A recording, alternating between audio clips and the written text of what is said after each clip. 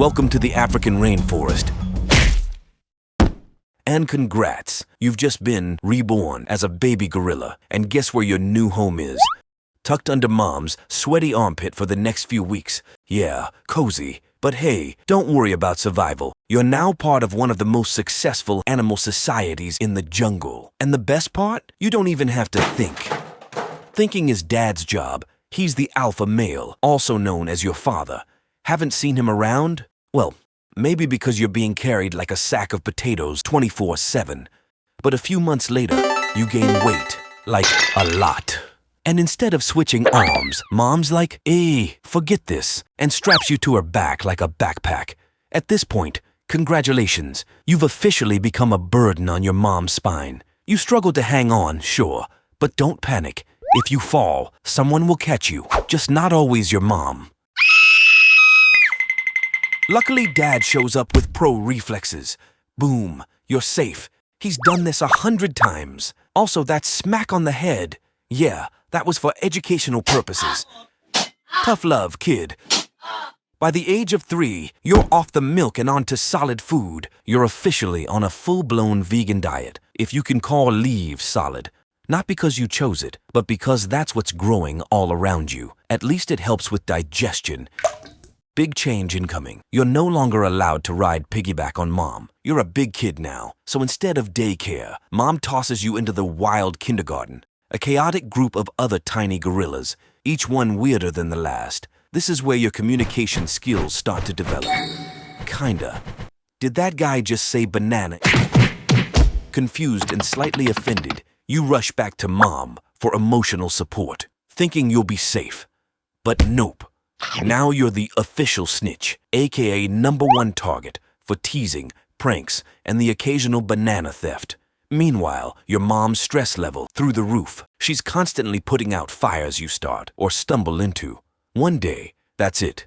You're on your own now, because you are officially a grown-up gorilla with strength equal to 100 buff humans. Allegedly, you've got no more excuses. Can't keep being the victim forever, right? It's time to toughen up. You stand your ground. You fight back. Turns out, they've all grown up too, and their focus has shifted. Now it's all about one thing, mating. But hold your bananas. Dad's not letting any of that happen inside the troop.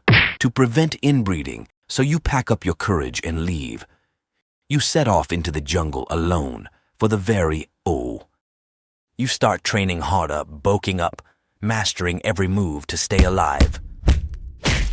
Time flies. You've tried so hard, your back literally turns silver. Congrats. You're now a silverback gorilla, a true powerhouse of the jungle. Well, except for one thing. You're still not at the top of the food chain. Why? Because you're a vegetarian, not a predator.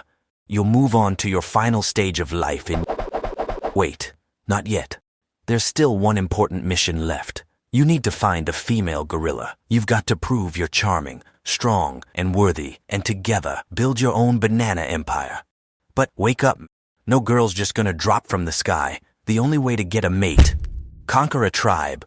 But instead of picking a fight with the big boss gorillas, who'd probably smash you anyway, you seek out someone more beatable. Like this guy. You haven't even started and he already gave up.